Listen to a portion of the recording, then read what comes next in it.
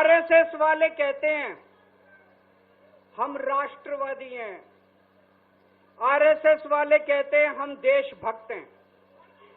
आज मैं पूरे सम्मान के साथ आरएसएस के प्रमुख हैं श्री मोहन भागवत जी, मैं पूरे सम्मान के साथ मोहन भागवत जी से 5 प्रश्न पूछना चाहता हूं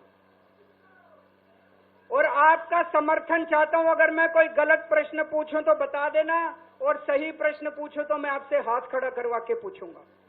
मेरा पहला प्रश्न है मोहन भागवत जी से, जिस तरह मोदी जी देश भर में लालच देके या ईडी और सीबीआई की धमकी देके डरा के दूसरी पार्टी के नेताओं को तोड़ रहे हैं, पार्टियां तोड़ रहे हैं, सरकारें गिरा रहे हैं, क्या ये देश के लिए सही है?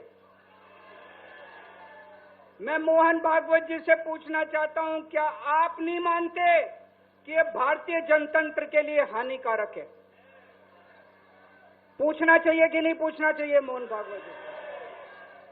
मेरा दूसरा प्रश्न है उनसे, देश भर में सबसे भ्रष्टाचारी नेताओं को मोदी जी ने अपनी पार्टी में शामिल करवा लिया।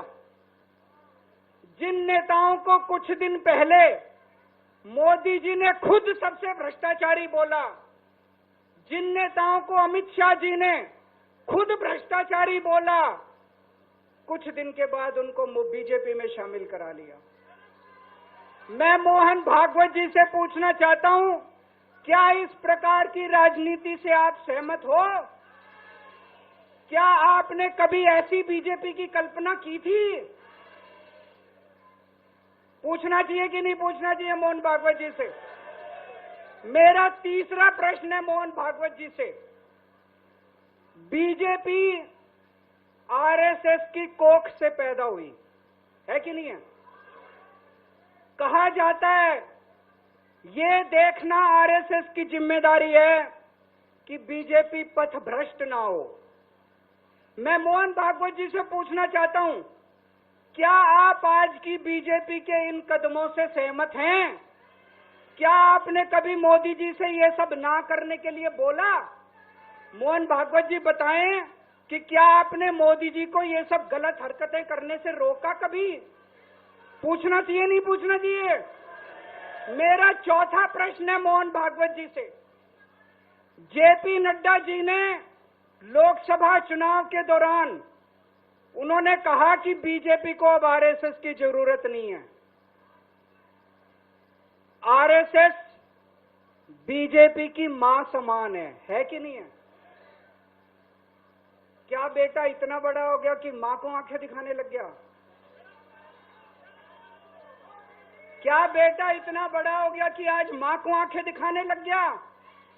जिस बेटे को पाल पोस के बड़ा किया, जिस बेटे को प्रधानमंत्री बनाया, आज वो बेटा पलट के मां को अपनी आंखें दिखा रहा है। मातृतुल्य संस्था आरएसएस, आज वो बेटा अपनी मातृतुल्य संस्था को आंखें दिखा रहा है।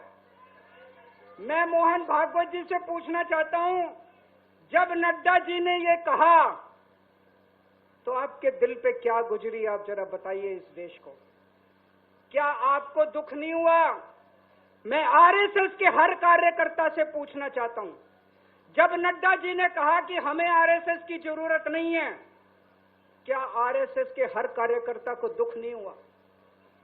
मेरा पांचवा प्रश्न मोहन भागवत जी से मैं कहना चाहता हूं, आप ही लोगों ने मिलकर कानून बनाया था कि 75 साल के होने पे कोई भी व्यक्ति रिटायर होगा।